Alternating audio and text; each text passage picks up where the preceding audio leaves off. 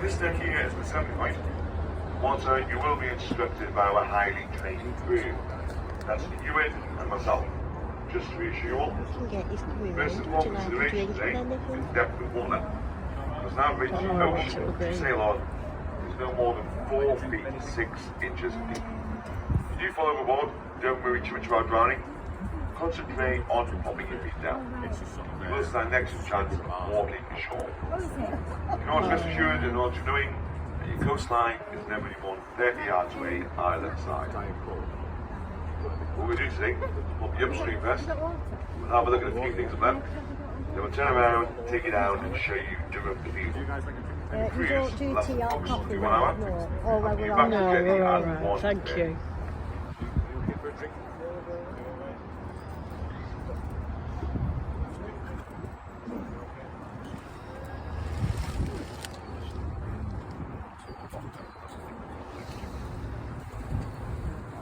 See the floors at this side. And yeah, river which we're underneath, it's called the River Weir. It's not a very big river. It starts about 40 miles away at a place called Weirhead. And it works through the valley with lots of towns and villages until it finally gets into Durham. And once it gets into the sea, it flows in around the church, castle, cathedral, then back out the same way and flowed in like a big horseshoe. Then travels down to Sunderland, where it joins the North Sea. Now, river conditions today are excellent. We've been here in the summer of 2012. The gangplank you walked across when you came aboard the boat. You've been to the gangplank that day, the water would have been above your hips. One of the worst floods in the last 100 years.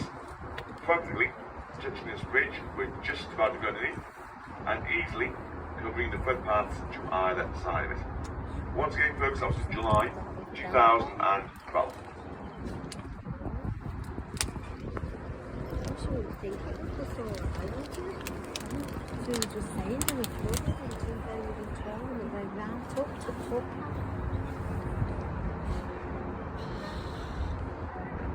It's a shame Richard's not here. He would have enjoyed this. Yeah.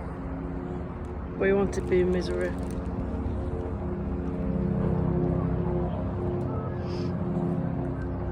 I'm going to head there, well in the distance, on the backside, the statue of an animal. It's the dun cow or the Durham ox. The story dates all the way back to 995, to the monks of St. Cuthbert. So the monks of St. Cuthbert were the first official residents in the city of Durham. They'd been wandering for miles, and they were carrying a coffin. In the coffin was a body. It was the body of their blessed St. Cuthbert. He'd been dead for 102 years, yet his body was refusing to decay. That was deemed to be a miracle. The monks were on a pilgrimage to find a sacred burial place. One evening, they set up their camp just outside of Durham, and Stephen, one of the monks, had a premonition. The premonition was the next person he would meet would point them in the location of a sacred burial ground. Sure enough, the next day, they bumped into a milkmaid who had lost her cow, the dun cow, and she pointed them in the direction of Durham. That's where they laid his body to rest. Now in 1995, to celebrate 1,000 years of official residency in the city, we commissioned an artist, gave him £10,000, and he gave us the dun cow over there. All connects to the story of the monks of St. Cuthbert. You can't see it too well there, you get a much better view in a few moments' time. I wouldn't have thought it's going to run away. If you take a look at your port hand side, not too nautical minded, it's our left hand side, we'll start seeing a group of buildings. They are the colleges of St. Hild and St. Bede. We've got 16 colleges in the city, with approximately 20,000 students living with us. Your students have recently come back from their 5 weeks Easter holidays. They're here for the next few weeks, then they'll go over 3 months for their summer holidays. Not a bad life at all, eh? What we need to do in a few moments is turn around to the further upstream here. This direction here is shallower the water gets. I'll explain why that's the case later in the cruise. To your right hand side there, the field, known as the race course. Now up until the early 1900s, horses used to race in the field. but as a race course it was no good. There was only 1 mile round, and your corners were far too sharp. So horse racing went to Sedgefield, where it still is to this very day. Now your field spares for 3 events, the most recent of which is cricket. Back in the 1990s, Durham was designated as being a first-class cricketing county. The only problem, we didn't have a cricket pitch to play on. So we used the field there for 2 years.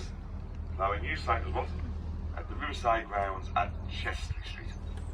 Now Durham Council was so dazzled with our newfound cricketing status that they took £45,000 and built us a lovely bandstand over there, the one next to the cow.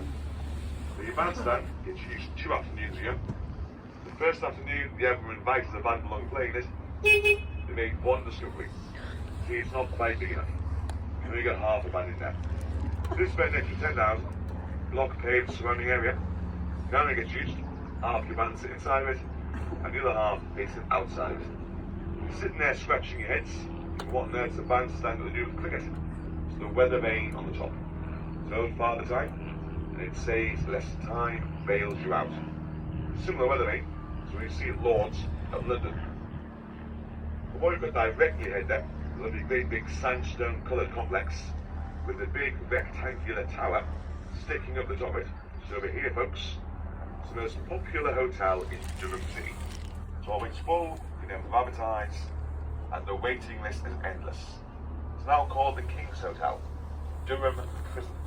We don't want two long-term residents. Durham Goes west, Durham mine Prison. Hindley, and for a short period of time, Dr. Shipman. We'll get back to that one in a few moments' time. Oh, Now, the second event occurred in the field. More to the point, this nice stretch of water here is Durham Regatta. It's the second oldest regatta in the country. It's always the second weekend in June. And basically, regattas are boat races. Starting at 8 in the morning, finishing at 6 in the evening. A race occurs in this stretch of water every 2 minutes. So over 600 boat races all weekend. Where your field comes into it, your gents in their small boaters, and your ladies in their posh box. They all march onto the field, armed with their picnic baskets. They sit, they picnic on aid, and they cheer their racing crews on. The most popular drink of the day is Pimm's Lemonade, closely followed by gin and tonic. They usually get through so much of it during the day that they stagger home with such a bad head, but they're always back the next day to finish their boat racing. Funnily enough, they're never quite as good the next day. They'll be suffering from the night before a little bit. And as for your third and final event, Durham Miners Gala, or Durham Big Meeting Day, it's a one-day event, always one Saturday in July, all centering around coal production. Now, years gone by, our main industry was coal mining. Last year, there were thousands of people in that field there, and processions of bands marching for the collieries. That took them a few hours to march to the marketplace onto the field. An excellent afternoon. You've been here about 40 years ago, been a much bigger event, attracting many more people. See, sadly, we don't mine coal anymore. It's a dead industry. They're getting back at you in prison. Whenever you're in a business, always make your mistake you're in there. But when you're in a prison, your mistakes become front page headlines. They woke one morning to make one discovery. And now Sue and her had the master keys last. They couldn't find them anywhere. Within 24 hours, and at a cost of over £1 million to us the taxpayer, every single lock in Durham jail had to be changed. If you also remember, when the government privatised all of its services, they privatised the transportation of prisoners. There was a certain security company, they run the contract. They were asked to take a prisoner from Durham jail to Chesterley Street Magistrates Court. Now, if you don't know the area very well, Chesterley Street is about 20 minutes away. You can't miss it. Over 4 hours later, a maid security level smart. Where were the guards? Where was the van? But more to the point, where on earth was the prisoner? News at 10 gives all the answers. When they picked him up from the jail, they neglected to put the street at the end of the address. So they went down to Chester Magistrates Court, halfway down the country. Route 4 That's a better called now G4S responsible for that one. Same company as the Olympic Games fiasco back in 2012. Bridge here is called Bath's Bridge. Nothing too special, just a pedestrian bridge. Getting its name because the building to your left hand side there. Built in the early 1900s, that's the original spring baths of Durham City. She is closed down now. The new purpose-built baths opened a few minutes away. The whole area to your left there is due for redevelopment with Durham University. There's the cathedral. Nice view of the cathedral there, folks. The gap here. So Where we've just been. Yeah.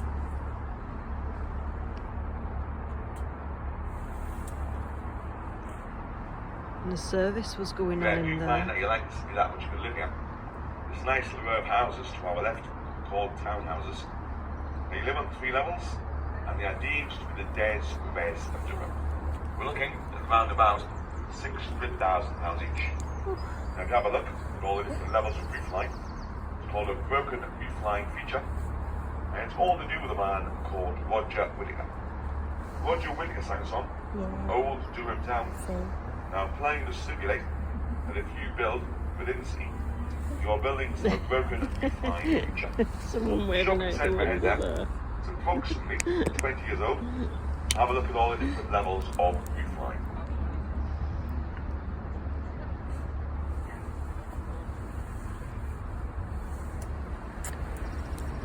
I was singing that song to you to the day. Have you ever heard that? What? I gotta leave old Durham. That was Roger Whittaker.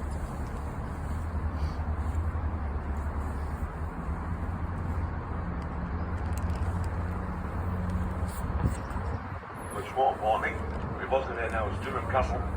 Now your right hand side is the interesting part, the Norman banquet halls and chapel. A bit in the middle in times of danger, quite often the best place to be. That was the castle keep. And over to the left hand side of it, you'll see there's a round tower. The tower's being taken down, being constructed a facsimile of the original. It's got over 70 bedrooms and it plays host to Castle College, one of the most prestigious colleges in the city. There is a part of the castle missing, however. On your left hand side, running right the way down to the water, was the original Tamgate Jail. Now, if you were Scottish, if you ever made it to the gate, you were thrown straight in the jail. Years later, you made friends with the Scots, still walking through the gate, but also past the jail where we used to put them. Quite embarrassing, as you can imagine, so we knocked it down. The second bridge here is New Albert Bridge. Now, about the 70s, it's the main traffic bridge throughout the city.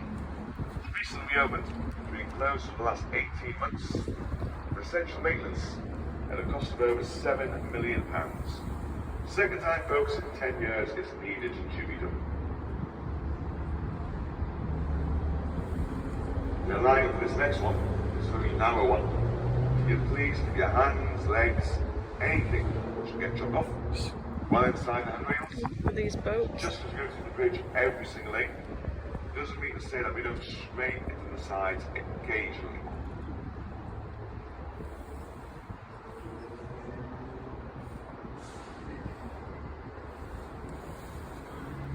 Oh, look at that swan there. There's a swan just lying there. Looks like it's having a chill, and some ducks swimming around.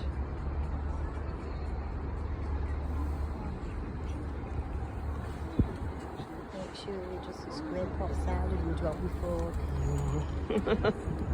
Hopefully not. Ooh, breathe in.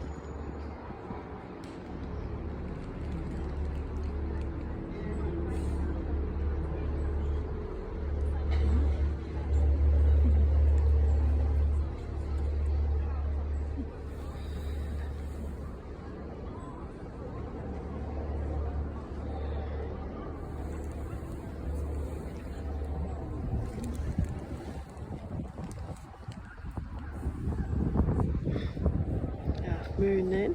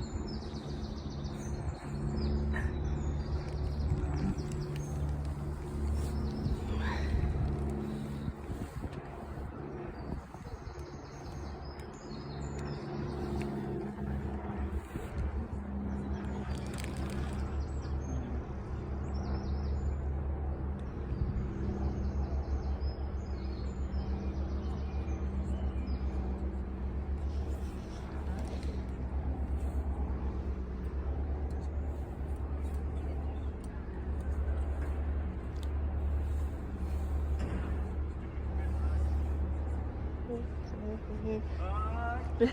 49, you alright? Good, thank you. How are you, Sonic? Top the pops, top the pops. One of the most popular sports within the city is boat racing. With 26 boating clubs and 10 boat houses, all the boats are out. This is one of the busiest stretches of water in the country. Having 2,500 students that came into the city last year, over 1,000 of them opted to take boat racing as their main sporting activity. So record entry all stems back to when Steve Redgrave and his group won the Olympic Games.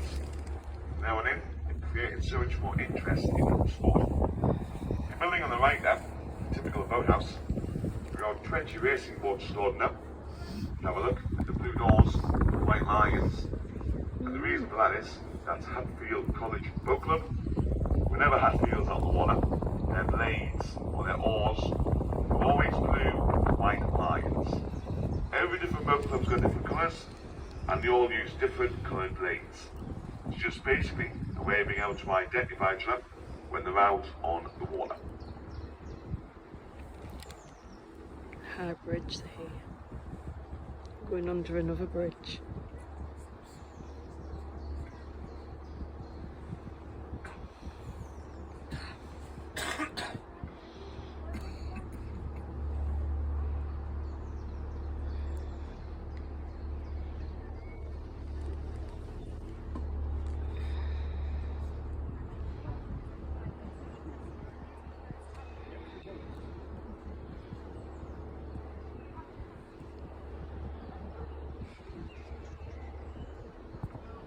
Yeah, so this next one, if you didn't know any better, obviously you were cruising down the Amazon on the African Queen.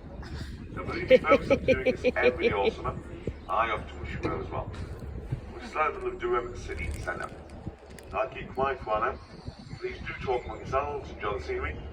Living spotting wildlife, but ducks, newer hens, river rats, still a fair few students. We'll continue the commentary just before the cathedral, thank you.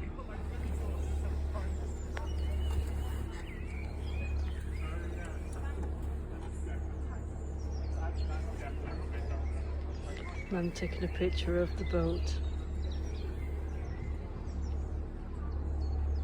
It's quite warm, isn't it? It's warm on here.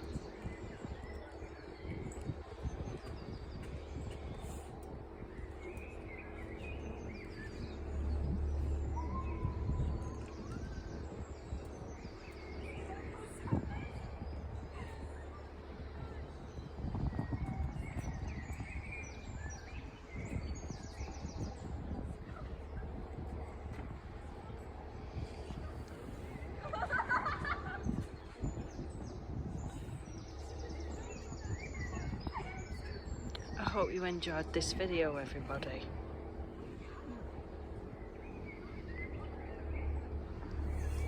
And I'll see you soon. Bye.